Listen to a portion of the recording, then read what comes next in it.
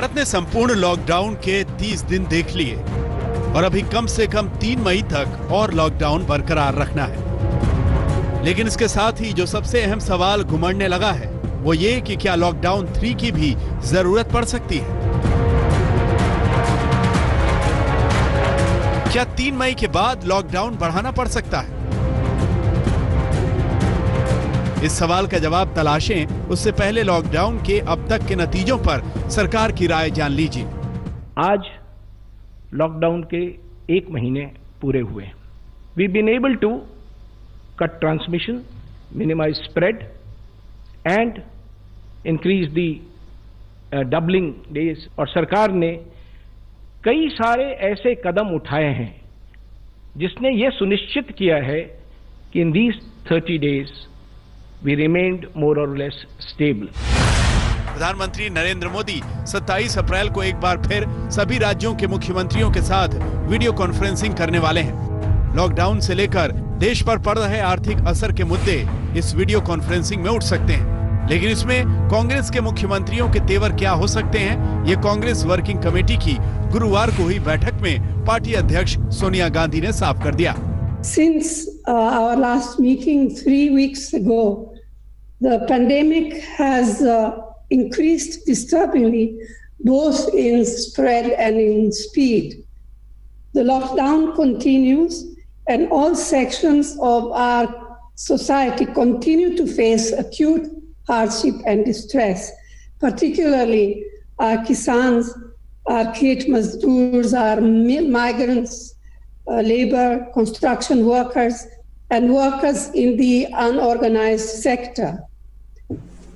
As we all know, trade, commerce, and industry have come to a virtual halt, and crores of livelihoods are being destroyed practically. The central government does not appear to have a clear idea on how the situation will be managed after May the 3rd.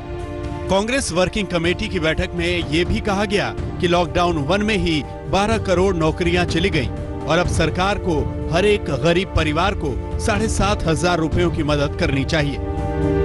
Congress working committee में पंजाब, राजस्थान, छत्तीसगढ़ और पुडुचेरी के मुख्यमंत्रियों ने कहा कि केंद्र को राज्यों के लिए आर्थिक पैकेज का ऐलान करना चाहिए। उधर पंजाब के मुख्यमंत्री कैप्टन अमरिंदर सिंह ने तो सभी राज्यों के मुख्यमंत्रियों को चिट्ठी लिखकर 3 स्तरों वाली रणनीति के लिए केंद्र पर दबाव बनाने के लिए कहा है। अमरिंदर सिंह ने मुख्यमंत्रियों को लिखा है, भारत सरकार को राज्यों को 3 महीने का विशेष कोविड रेवेन्यू ग्रांट देना चाहिए। वित्त आयोग की जो मौजूदा सिफारिशें हैं उनकी समीक्षा हो। इसके अलावा वित्त आयोग की 5 वर्षीय रिपोर्ट 1 अप्रैल 2021 से शुरू हो, न कि 1 अप्रैल 2020 से, ताकि राज्यों पर कोविड-19 से पड़े आर्थिक असर का आकलन हो सके।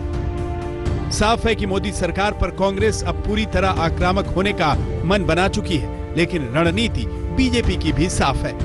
पार्टी लॉकडाउन पर सरकार, खासकर प्रधानमंत्री नरेंद्र मोदी की वाहवाही का कोई मौका गंवाना नहीं चाहती। केंद्रीय गृह मंत्री अमित शाह ने ट्वीट किया है कि सच्चाई खुद सबूत दे रही है। पूरी दुनिया प्रधानमंत्री की तारीफ कर रही है। जिस तरह वो कोविड-19 महामारी से निपट रहे हैं, भारतीयों और दुनिया भर की मदद कर रहे हैं। हर भारतीय सुरक्षित महसूस कर रहा है और उनके नेतृत्व पर भरोसा करता है। अमित शाह का ये ट्वीट लगभग उसी समय आया जब सोनिया कांग्रेस वर्किंग कमेटी में सरकार पर हमले कर रही थी।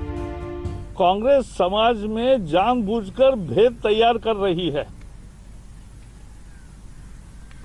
और ये भेद समाज को तकलीफ देता है, जबकि उनको सकारात्मक राजनीति का परिचय देने का एक मौका था। क्यों है न्यूज लवर्स का फेवरेट? वर्क डेडलाइंस में भी stay updated always. So smart कि ये करे सिर्फ ब्लू टिक वाली न्यूज पिक। जस्ट लाइक घर जैसा कंफर्ट है बेस्ट, वैसे ही अपनी लैंग्वेज में न्यूज की फील है lit. Any time food delivery के टाइम पर मिलिए अपने फेवरेट एंकर से किसी भी टाइम।